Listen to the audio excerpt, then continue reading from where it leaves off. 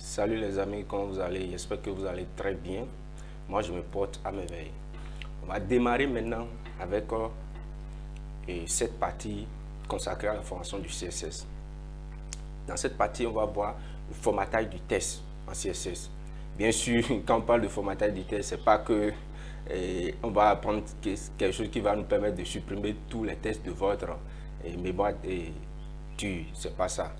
Et ici, on va apprendre comment on fait la mise en forme du test. La mise en forme du test sur vos pages. Maintenant, ici, on va parler de la taille, de la police, de mettre les tests en détaillé, en gras, en souligné. On va parler aussi peut-être de l'alignement, bon, à la fin. Donc, toujours ici, dans mon Google, et faites ça avec moi directement. Ce que je vous propose, c'est de venir toujours sur le MDN. On tape ici, formatage du test,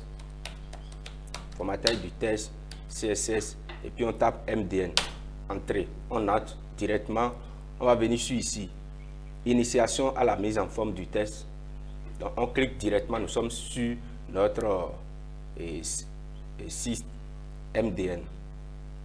Ici, nous sommes ici. Maintenant, vous pouvez faire vos recherches ici, j'avais dit ça. Ici, on va commencer avec la taille. On va mettre ici taille du test. Taille du test en CSS. Ou bien, si nous ne voulons pas, en tout cas, on ne veut pas trop nous créer de problème. Ici, bon, ils ont parlé des tests, mais on va essayer de faire ceci. On vient ici, vous défilez. Vous défilez, vous défilez. Je vais commencer avec la taille, parce que c'est la première chose à voir ça. On va commencer avec la taille, comment on définit la taille, ainsi de suite, ainsi de suite. Et vous pouvez fouiller, vous allez voir comment mettre de couleurs, comment on chante de font family, ainsi de suite. Ici, nous allons commencer avec la taille de la police des caractères. Maintenant, vous allez voir, il y a différents types de tailles ici. Il y a différents types de tailles, tout ça. Vous allez voir, il y a un pixel qui est unité absolue, bon, valeur finale calculée, ainsi de suite. Donc, vous ouvrez, venez ici dans votre dossier dans lequel vous avez votre projet. Le projet, je vous préviens que j'avais laissé dans la précédente vidéo le lien pour aller télécharger le projet sur GitHub. Ici aussi, à la fin, dans la description, je vais mettre encore le lien ici pour télécharger le projet dans GitHub. Vous venez sur la page, vous faites clic droit, vous dites Edit with Notepad. En tout cas, vous ouvrez ça pour aller dans votre éditeur de test, peu importe la manière dont vous faites ça. Vous faites ça.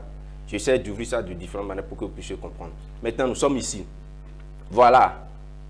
Voilà ce que nous avons au début. Je vais essayer de supprimer tout ce qui est ici. Je supprime tout ce qui est dans style.css, c'est-à-dire dans notre document de style. Je vous rappelle que dans les vidéos de présentation, j'avais présenté la manière dont il faut insérer du CSS dans votre page. Et nous avons vu 3 différentes manières.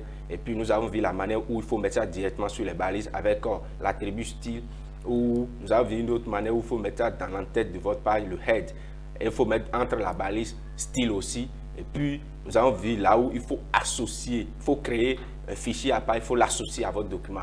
Grâce à cette balise plutôt qui est link, on donne la référence href qui est style, on donne le nom du fichier et puis on donne le type du document qui est fait de style avec le nom, la valeur style sheet.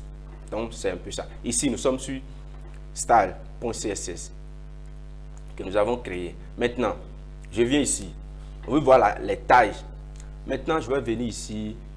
Je viens ici. Je choisis une partie simplement. Je vais choisir cette partie. Je choisis une partie ici, là où j'ai écrit bonjour, je suis Robert, tant. On va essayer d'exécuter, vous allez voir. Quand on va exécuter comme ça, sans HTML, ça va tout vous donner ce que ça donne. Vous voyez, voilà ce que ça donne sans le HTML. Sans le CSS plutôt, voilà ce que la page donne. Maintenant, je vais choisir ici, là où j'ai écrit bonjour, je suis tant. On choisit là, on va choisir là, et puis on vient ici. Maintenant, je vais sélectionner ceci dans mon fichier CSS, dans style.css.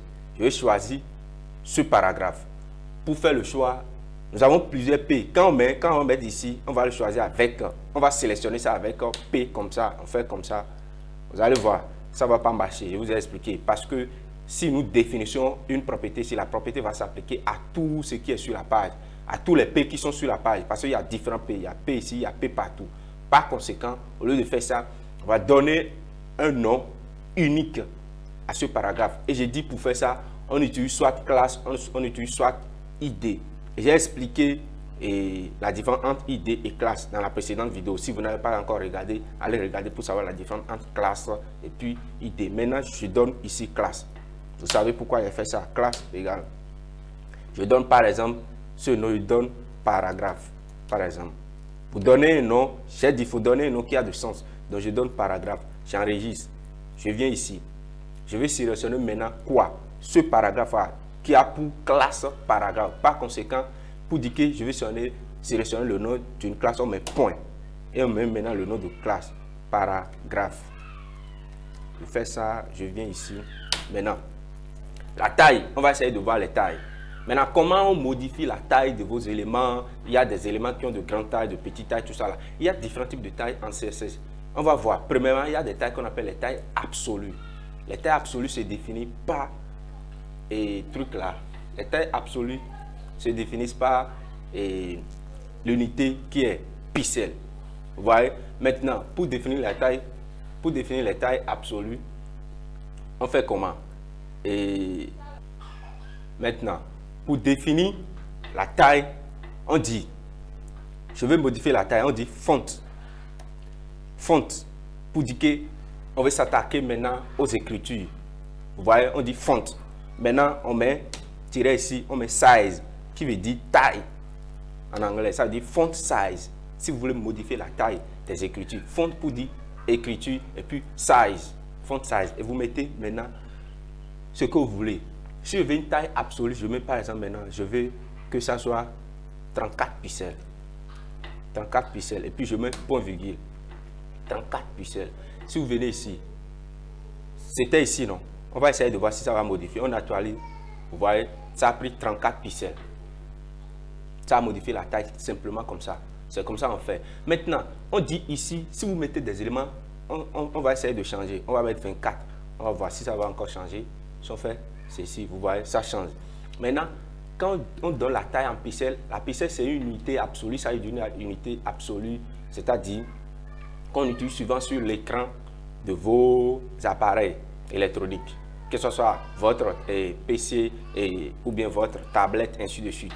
Le pixel est la mesure absolue qu'on utilise sur l'écran de vos tablettes. Maintenant, quand vous donnez une unité en pixels, peu importe ce que vous sur votre site, peu importe ce que la personne a étudié pour visualiser votre site, la taille de la police sera toujours 24 pixels là. Ça ne va jamais modifier.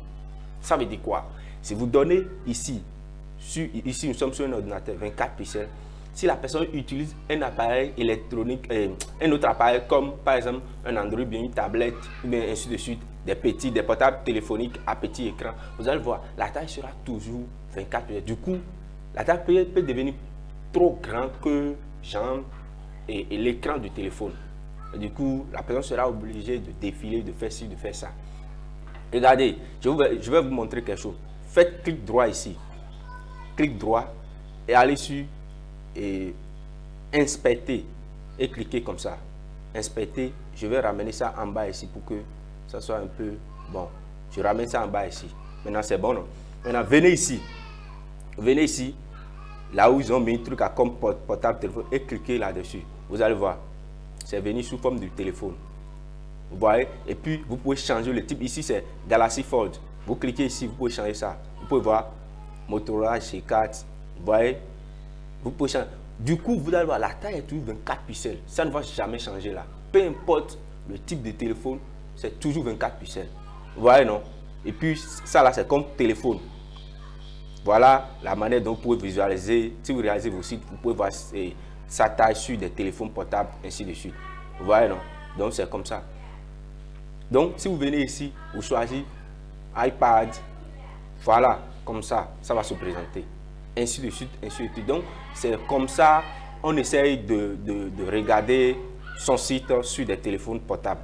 Vous voyez, non? Maintenant, donc, des fois, on n'a pas besoin de définir, d'utiliser des tailles absolues. On utilise des tailles absolues pour des éléments spécifiques où on veut que ça prenne toujours cette taille. peu importe le type d'appareil que les gens utilisent pour visiter votre site, que ce soit ordinateur, téléphone portable, tablette, ainsi de suite, Android, ainsi de suite. Vous voyez, non? Maintenant, après pixel, pour des tailles absolues, vous pouvez même utiliser millimètres. On peut dire 24 mm par exemple. Quand on met 24 mm, je vais essayer d'enlever ça sur ceci. On met 24 mm, on va essayer de voir. Vous voyez, 24 mm, c'est trop grand. Vous voyez, non? Donc, je peux dire, par exemple, maintenant, je veux 4 mm. Si je mets 4 mm, j'actualise ça. Vous voyez, voilà 4 mm. Donc, on peut aussi donner ça en centimètres. Mais simplement que c'est unité, la millimètre, centimètre, je n'utilise pas trop. Faut pas, je ne vous conseille même pas d'utiliser. Vous voyez, ça devient trop grand et puis on n'a pas la gestion de notre truc là. Donc, souvent, il faut utiliser pixel là. Après ça, il y a des choses qu'on appelle des tailles relatives. Taille relative. Quand on dit taille relative, ça veut dire quoi? Si vous donnez cette taille, ça s'adapte au type d'appareil utilisé pour visiter votre site. Si c'est PC, un ordinateur, ça va s'adapter en fonction de l'écran d'ordinateur. C'est comme ça s'adapte en fonction de pourcentage. Vous voyez, non? Si c'est un téléphone Android, ça va s'adapter en fonction de l'écran du téléphone. Si c'est une tablette, un iPhone, ainsi de suite, ça va s'adapter. Du coup, les tailles peuvent modifier en fonction du type d'appareil que les gens utilisent pour visiter votre site. Là, on dit que la taille maintenant est relative. Et comment on fait? On utilise toujours la propriété font size pour dire c'est la taille. Mais au lieu de mettre, par exemple, 4 pixels ici, on va mettre 4 EM. Vous voyez? EM. Si vous mettez 4 EM ici maintenant, c'est des tailles relatives. On vient ici, on actualise. Ça prend 4 EM ici. Je vais vous dire quelque chose. Le EM, l'unité EM, quand vous mettez 1 EM, c'est la taille normale ça. 1. Ça se centralise sur 1. Ça fait taille normale. On actualise, vous allez voir. Ça prend la taille normale. Si on vient ici, bonjour, je suis Robert, ça prend la taille normale. Si vous mettez plus de 1, la taille va commencer par s'agrandir. On peut mettre 1,5. Et pour mettre virgule ici, bien sûr, la programmation, les trucs sont en anglais. Donc pour mettre virgule, on met point pour dire virgule. Attention, on ne met pas virgule comme en français. Parce qu'il n'y a pas virgule comme ça dans les noms en anglais. Comme ça. On met point pour dire virgule. Maintenant, vous mettez 5. Si vous mettez ça, maintenant, ça va s'agrandir. Vous voyez, ça s'agrandit. Vous pouvez mettre 8 ans. 1,8, ça va s'agrandir. Donc, vous pouvez mettre 2, 3, ça dépend. Si vous voulez que la taille est 1, comme ça, on suppose 1, mais vous voulez que ça soit plus petit que ça, alors vous devez aller en bas. En dessous de 1, la taille diminue. Donc, vous mettez, on peut mettre 0,5. Avec 0,5 maintenant, la taille va diminuer. Vous voyez, ça diminue, ça devient un peu fine. Donc, 0,8, donc ça diminue comme ça. Maintenant, au lieu d'utiliser EM, vous pouvez utiliser REM. REM, bien sûr, c'est venu après EM. EM, c'est une unité anciennement utilisée. Donc maintenant, souvent, les gens utilisent REM au lieu de EM. Mais ça joue exactement le même rôle. C'est pratiquement la même chose. En tout cas, selon, vous allez voir, ça ne va pas changer. C'est exactement le même. Utilisez souvent REM parce que, bon, vous voyez, et le développement web évolue très vite et il faut s'adapter au truc. Maintenant, à part ça, il y a aussi d'autres tailles que vous pouvez utiliser, qui sont des tailles fixes. On a 6 différentes tailles, qui sont toujours des tailles relatives. Ça s'adapte en fonction du truc. C'est là, c'est bon. Au lieu de mettre ça, si vous pouvez mettre font size et je veux une écriture qui est, par exemple, grande maintenant. Ça veut dire vous mettez large. Ça veut dire que je veux une écriture qui est large. Donc vous mettez large. Si vous mettez large, vous venez ici, vous actualisez ça. Vous allez voir. C'est une taille large ça. Après large, il y a small qui veut dire petit, une taille petite. Donc vous mettez small, l'écriture va diminuer. Vous voyez, c'est taille small ça. Ça veut dire que si vous ne voulez pas, vous pouvez dire une taille qui n'est ni grande ni petite. Une taille qui n'est ni grande ni petite. Donc vous mettez medium qui veut dire milieu. C'est-à-dire une taille intermédiaire. Donc medium. Vous venez ici, c'est une taille médium, ça, ni grande ni petite. Bon, après ça, si vous voulez que votre taille soit très petite, très petite, vous mettez ins, vous mettez tiret large. Ins large. Vous mettez ça, vous allez voir, la taille sera. Et ins, j'ai mis ins, la taille petite, non, ins, c'est pas large. Ins, small. Parce qu'on a dit petite. Ins, small. Si vous mettez ins, small, vous voyez, ça c'est très petite. Si vous voulez que ça soit petite, c'est-à-dire très petit et non très petit, vous pouvez enlever ins ici. Donc vous venez ici, ça veut dire très petite. Vous voyez, c'est un peu gros que le truc là. Si vous voulez que ça soit très très grand, ça veut dire que ins large. Ins large. Vous mettez ça, ça veut dire que la taille soit très très grande. Et si vous voulez que ça soit très grande simplement et non très très, vous mettez ins large. Du coup, c'est 6 différentes tailles. Bien sûr que vous pouvez aller sur MDN, vous allez voir toutes ces tailles sont ici et puis ils ont défini ça. Vous voyez les tailles en EM, REM et puis vous venez ici. Ils ont donné des exemples de comment il faut utiliser ça. Vous voyez donc, ces différentes tailles. Bon, il y a des tailles REM, ainsi de suite. Si vous voulez encore visualiser les tailles qui sont des tailles relatives, vous venez ici simplement, vous mettez taille relative en CSS. Et je crois que ça va marcher. Vous mettez ça en relative et vous faites entrer. Ça va vous diriger directement. Vous allez voir les différents types de tailles. Donc, étant dit, je reviens ici. Je reviens ici. Après les tailles, on peut voir maintenant la police. Si vous voulez définir la police de votre... Toujours, je prends toujours ce paragraphe. C'est ça on va travailler. Maintenant, je vais définir la police. Je fais ceci.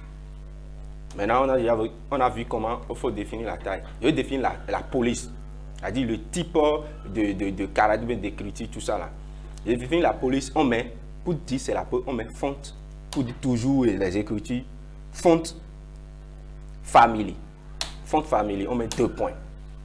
Et font family, vous pouvez donner tous les types de la police que vous connaissez. Si vous utilisez déjà, bien sûr, Word, logiciel d'éditeur de texte Word, vous savez déjà les types. Il y a Times Roman, il y a Arial, ainsi de suite, ainsi de suite. Il y a serif, il y a et sans serif.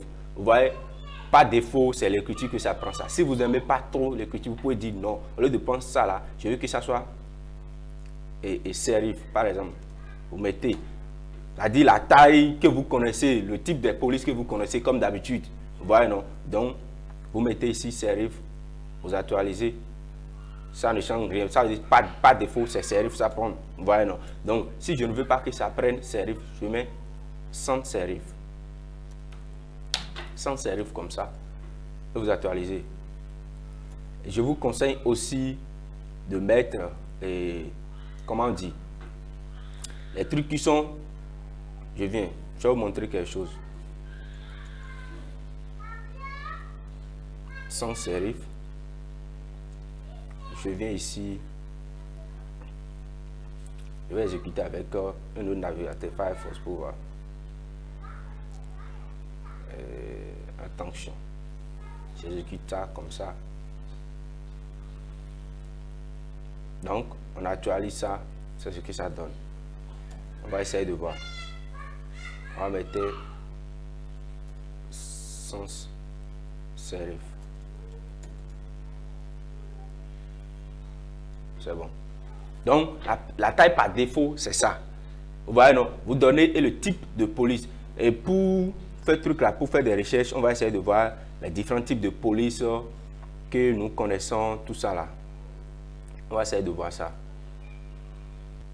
Donc, je disais tantôt que on va essayer de voir, avant que je ne fais truc, on va essayer de voir les différents types de fonds de famille, de la police qui existe, que nous connaissons.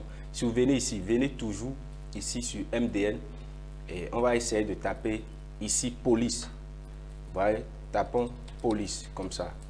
Police, on fait entrer et puis on va cliquer sur ici, fonds de famille. On clique ici, vous allez voir les différents types de fonds. Il y a Georgia, il y a serif, comme je vous disais.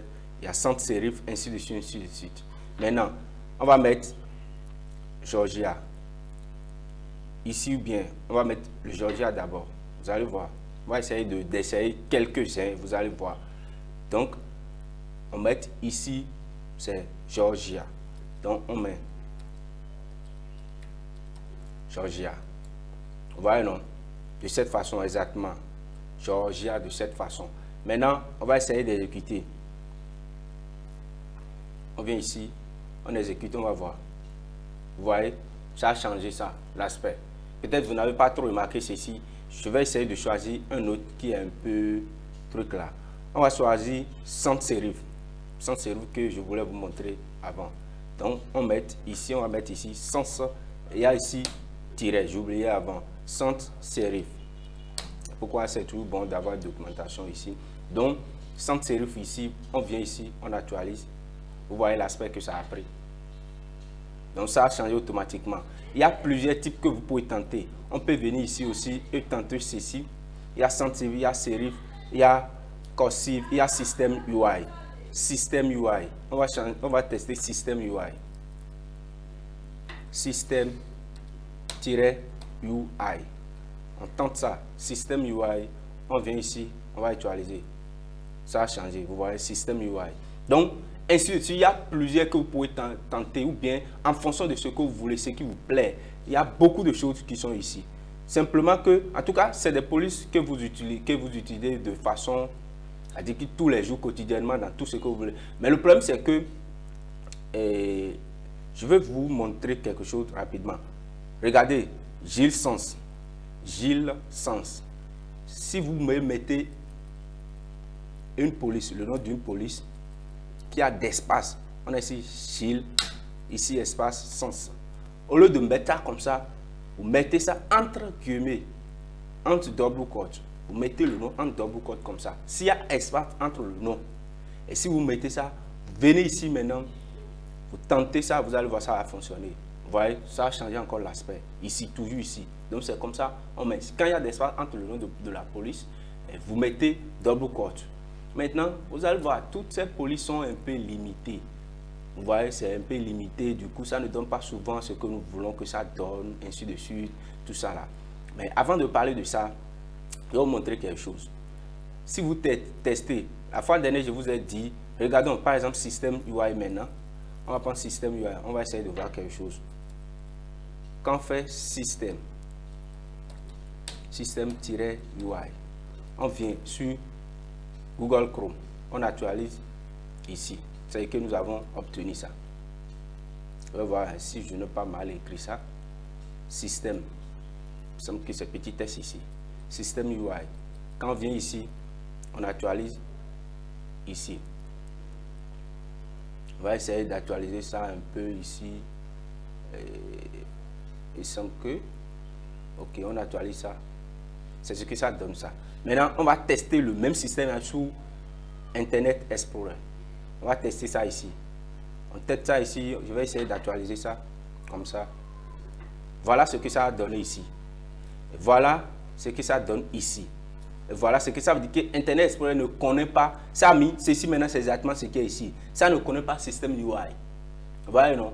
Maintenant, ça veut dire quoi? Du coup, il y a des navigateurs qui ne reconnaissent pas certains trucs là. Il y a certaines propriétés de CSS que toutes les navigateurs, surtout les navigateurs qui sont des vieux navigateurs, ne reconnaissent pas tout. Il y a des vieux navigateurs qui ne reconnaissent pas tout ces trucs. C'est pour ça, quand vous mettez, vous tentez ça sur plusieurs navigateurs, au moins 3. Vous voyez, non? Au moins 3. Si on vient sur ici maintenant, on va essayer de tenter ça ici pour voir si Firefox, ici j'ai ouvert Firefox. Je vais essayer de voir si ça reconnaît ça. Et Firefox aussi, ça ne reconnaît pas ça. Vous voyez, non? Ça ne reconnaît pas système UI. C'est pour ça, vous testez. Maintenant, le problème, comment on va faire pour pallier à ce problème? Pour pallier à ce problème, vous mettez plusieurs noms. Séparés, pas de trucs là, pas de virgule. Vous voyez, non? Quand vous venez ici maintenant, regardez ici. Regardez ici, c'est où même? Regardez ici. Quand on vient ici, vous voyez, ils ont mis au moins 2 noms ici séparés par des virgules. C'est de la même façon nous-mêmes. Si vous voulez donner, vous donnez ceci, vous mettez virgule. Vous donnez par exemple sans sérif aussi. Sans. Ou bien vous donnez, on va donner Georgia. Vous mettez Georgia de cette façon. Je crois que ce n'est pas comme ça. Georgia de cette façon. Vous voyez, non? Et vous mettez au moins 3. Maintenant, vous mettez plusieurs noms de police. Et vous mettez à la fin sérif ou bien sans sérif. Vous mettez sérif ou bien sans sérif. Du coup, si le navigateur ne reconnaît pas ceci, il va passer au deuxième. S'il ne reconnaît pas le deuxième, finalement, il va prendre sans sérif. Parce que presque tous les navigateurs métriques connaissent sans sérif. Aujourd'hui, maintenant, il y a déjà des navigateurs, même Microsoft, maintenant, on n'utilise plus trop comme ça Internet. Il y a déjà Microsoft Edge qui est déjà venu. Et puis, c'est un navigateur qui est bon, c'est-à-dire extrêmement bon, qui fonctionne comme Google, qui reconnaît même les nouvelles propriétés de CSS. Les choses ont déjà évolué maintenant. Donc, du coup, on ne se se casse pas trop la tête concernant ce genre de propriété. Vous voyez, non? Mais pour sécurité, on ne met pas un seul nom de police, on met au moins 3. Et à la fin, on met 100 séries pour dire, prends ceci, le navigateur. Si tu ne connais pas ceci, prends ceci. Si tu ne connais pas, prends ceci. Et vous donnez jusqu'à 10, ça dépend. Mais au 3 c'est déjà bon. Sûrement, ce qui est sûr, parmi les 3, le navigateur va reconnaître un. Vous mettez 100 sérifs à la fin pour que le navigateur reconnaisse ça là. Tous les navigateurs reconnaissent 100 sérifs ou bien sérifs. Vous voyez, non? Du coup, il y a encore un autre problème dont j'avais abordé avant et j'ai dit qu'il va revenir là-dessus. C'est que toutes ces polices, vous n'avez pas, des fois, vous n'avez pas besoin de bûcher tous ces genres de choses, ou bien chaque fois regarder documentation, ou bien chaque fois faire truc là. Du coup, il y a des polices qu'on appelle des polices personnalisées. Des polices personnalisées, il y a des polices personnalisées que vous utilisez. Au lieu d'utiliser ces polices qui sont des polices par défaut, vous utilisez des polices personnalisées.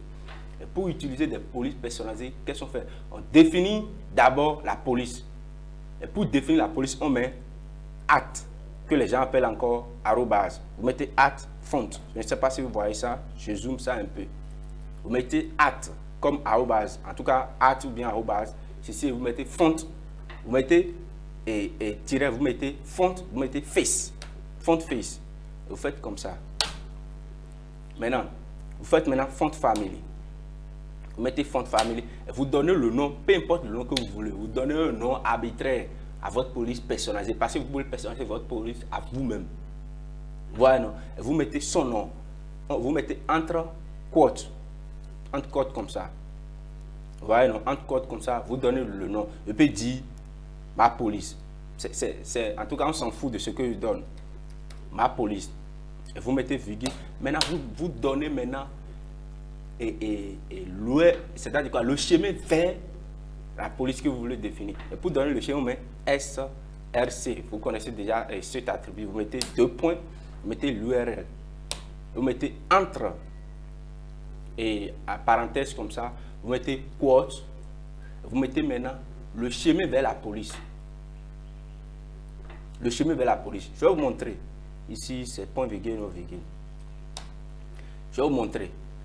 Vous venez ici, des polices personnalisées, on appelle ça des fontes. Vous venez ici, par exemple, et je suis dans ici, peu importe là où je suis, je viens ici, vous mettez, il y a différents sites qui proposent des polices personnalisées. Ces polices personnalisées, c'est des polices souvent qui ont droit d'auteur. Du coup, si vous voulez utiliser, vous devez payer aux gens qui ont réalisé les trucs. Mais il y a des sites qui proposent des polices gratuites. Des polices gratuites plutôt, personnalisées gratuites. Donc, je vais vous donner au moins 2 ou bien 3 comme ça. Il y a par exemple Google Fonts. Il y a Fonts, vous mettez font.google.com.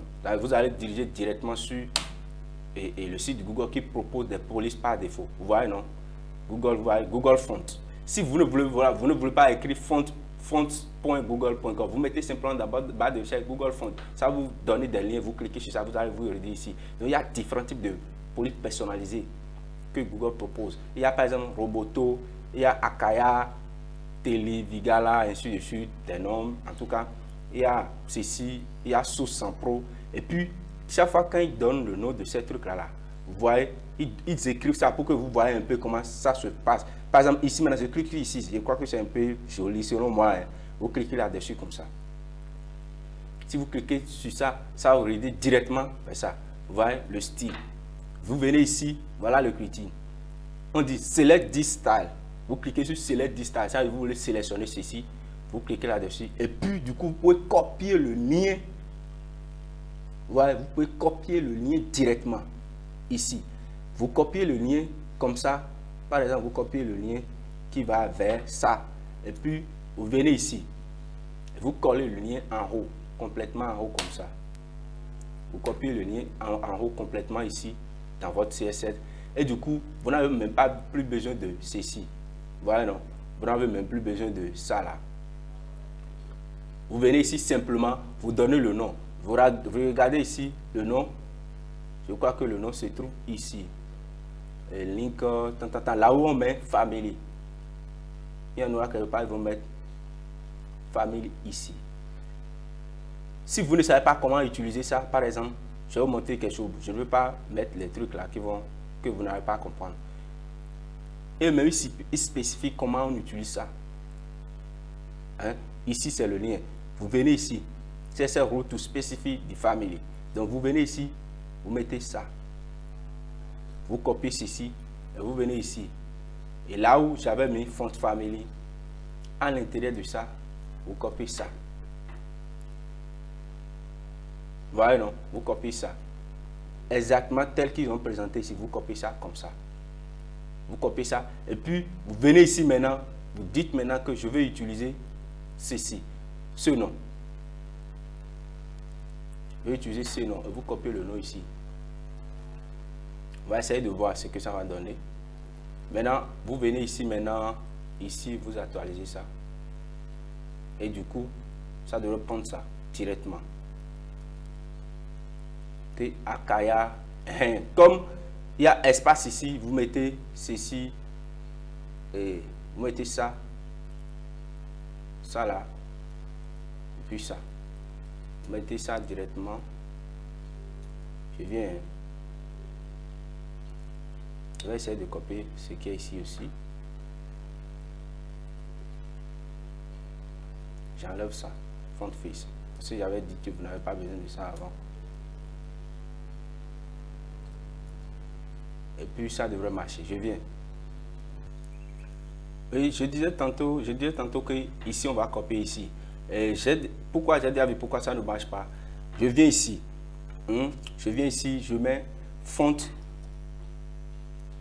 comme d'habitude. Font face. Je mets le font face. Et puis si je mets ça, je mets ici. Et puis je dis font family. Et font family, je donne le nom. Je copie le nom qu'ils ont donné eux-mêmes ici. Ils ont donné un nom ici. Oui, je crois très bien que je viens ici. Ils ont donné un nom. Ici. Et puis vous copiez ceci. Ce nom, exactement. Font family. Mais vous pouvez donner aussi le nom que vous voulez. Peu importe le nom que vous avez donné, ça va marcher. Vous donnez ce nom. Voilà, non. Je vais supprimer ce font family. Maintenant, vous donnez ce nom. Maintenant, vous copiez le lien qui est ici. Vous voyez ce lien. Vous copiez ça. Là où ils ont mis HR, vous copiez ça juste ici. Vous laissez Real Style Sheet là. Vous copiez ça. Vous venez ici. Maintenant, vous mettez ici, comme j'ai dit, SRC. 2 points, l'URL. Et puis vous mettez l'URL, vous mettez parenthèse maintenant. Vous copiez ceci dedans. Du coup, je peux effacer tout ce qui est en haut. Je peux effacer d'ici, juste ici, ça ne va rien changer. Et maintenant, nous avons le nom et puis nous avons l'URL. L'URL plutôt. Nous avons l'URL et puis vous venez ici maintenant. On viendra ici, on va essayer d'actualiser ça, on va voir ce que ça va donner. Quand on actualise, vous voyez, ça a changé en même temps. J'espère que vous voyez. Vous voyez, non? Donc, c'est comme ça, on utilise les trucs personnalisés.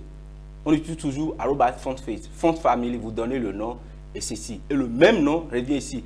Regardez, si j'essaie de changer le nom ici, je mets par exemple Ronald Steve.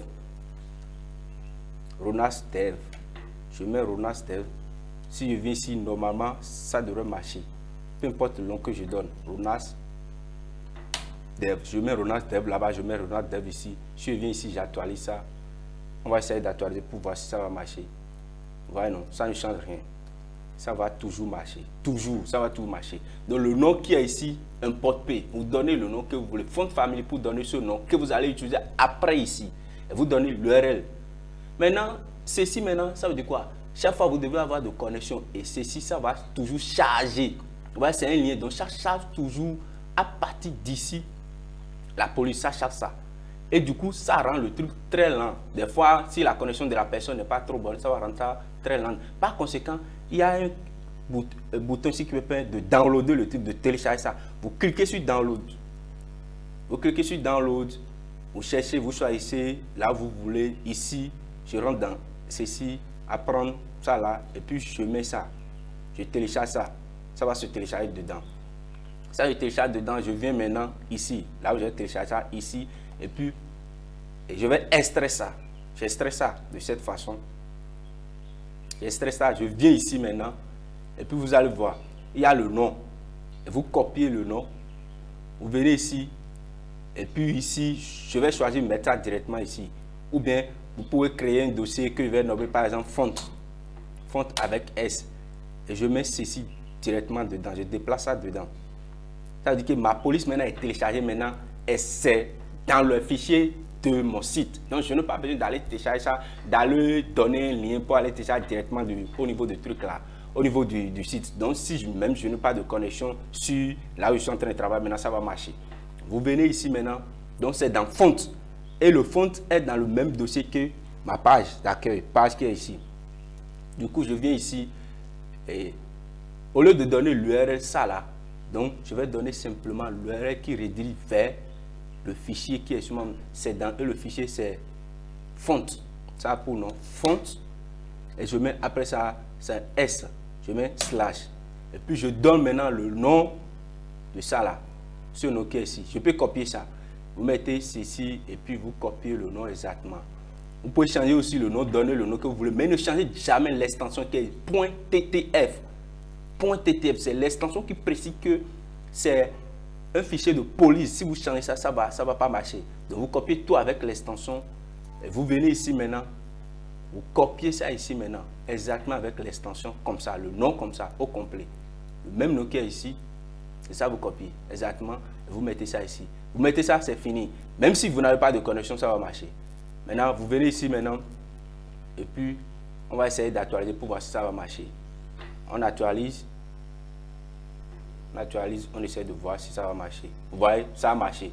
Maintenant, ça n'a plus besoin de connexion maintenant pour fonctionner. Vous avez téléchargé ça, vous avez mis ça directement dans vos dossiers ici. Et vous donnez maintenant le chemin vers ces dossiers. C'est le chemin que vous donnez ici. Le chemin, c'est ici. Ça se trouve, le fichier se trouve dans font bar et a pour nom ceci .ttf. Il y a différents types de police. Il y a ceux qui ont pour truc là, pour extension .eot. Vous voyez, non? Il y a différentes. Je ne veux pas m'attarder à vous expliquer ça dans les choses. Peu importe l'extension, vous copiez exactement ça et ça va fonctionner. Et vous pouvez utiliser ceci maintenant. Cette fonte, c'est une fonte personnalisée. Vous pouvez utiliser ça partout où vous voulez. J'ai donné un nom. Peu importe le nom que vous donnez, on s'en fout. Je peux même enlever ceci. Ça n'aura pas trop de conséquences sur ça. On s'en fout de ça. On enlève ceci, on s'en fout de ça. Et puis nous, on a donné le nom de notre truc. Vous venez ici, on actualise. Et puis ça va toujours marcher. Ça va toujours marcher. Vous voyez, non? Donc c'est comme ça, ça se passe. Et comme ça, on fait les polices personnalisées. Et là, il y a plusieurs types de polices personnalisées. Plusieurs, vous allez voir. Il y a plusieurs. Vous choisissez ce que vous voulez. Et puis, il y a Roboto, il y a tout. Vous avez des noms illimités. Il y a beaucoup de sites. Ça, là, c'est pour Google. Il y a aussi un autre site qu'on appelle FontSquirrel. FontSquirrel.com. Vous pouvez aller là. En tout cas, vous tapez dans Google, vous allez trouver des polices qui sont open source. Ça est gratuit à utiliser. Donc, voilà ça. Maintenant, je vais donner une deuxième chose, on va s'arrêter. Je vais parler de mettre en italique, mettre en gras, tout ça, ainsi de suite. Si vous voulez mettre vos tests, je suppose que j'arrête ici. Je vais dire que je vais mettre mon test en gras, en italique, ou bien souligner ça. Je vais lui donner du style. Donc, j'utilise font-style. Font-style, 2 points. Font-style. Premièrement, on a vu truc là. Et font taille, après font famille, ça là c'est font style. Maintenant, je vais lui dire, il faut que ça soit en italique. Je vais mettre simplement italique, de cette façon, italique. Et j'enregistre. Vous venez ici maintenant, vous allez voir, tout mon paragraphe sera en italique. Si j'actualise ça, vous voyez, c'est en italique, c'est penché. Vous voyez, non, c'est en italique. Je viens ici sur un autre navigateur pour actualiser ça, pour que vous puissiez voir très bien. J'ai actualisé ici maintenant, vous voyez, c'est italique. Si je veux que ça soit, par exemple, oblique, je peux mettre oblique de cette façon. Oblique comme ça. Venez ici, vous allez voir, ça sera oblique. Donc, oblique et italique, là, vous n'allez pas trop voir de changement. Maintenant, supposons que je veux modifier la taille de police. Vous voyez, non, la taille. Je veux modifier la taille de police. Je veux que ça soit gras. Et je ne dis pas de la taille, excusez-moi. Je veux que ça soit gras ou quoi. Donc, pour dire que c'est gras, on va utiliser, au lieu d'utiliser font style, maintenant, on va utiliser font style, c'est pour dire c'est italique. Si je veux que ça ne soit pas italique, je mets normal. Normal ici, ça veut dire que ça va enlever ça d'italique, ça va mettre en normal.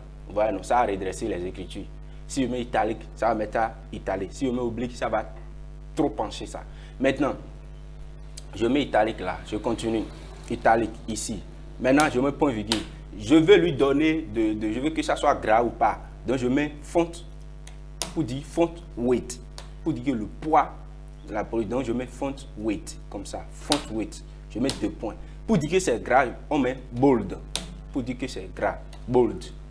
Donc, vous mettez bold, vous allez voir le texte qui ici sera en gras. On met bold. Vous voyez, c'est devenu gras, très gras même. Bold. Donc, ça va devenir gras. Vous voyez, non? Si je ne veux pas que ça soit gras, je mets normal. Comme d'habitude, normal. Pour dire que c'est normal, je ne veux pas que ça soit gras. Si je fais ça maintenant, ça va enlever ça dedans. Mais si je veux que ça soit gras, c'est toujours bold. Maintenant, au lieu de faire ça, il y a aussi des notations en absolu, en pixels. Par exemple, je peux dire, je veux que ça soit 700. Ça varie de 100 souvent à 1000. Donc, je veux 700 maintenant. Donc, ça va lui donner ça en fonction du nombre que j'ai donné.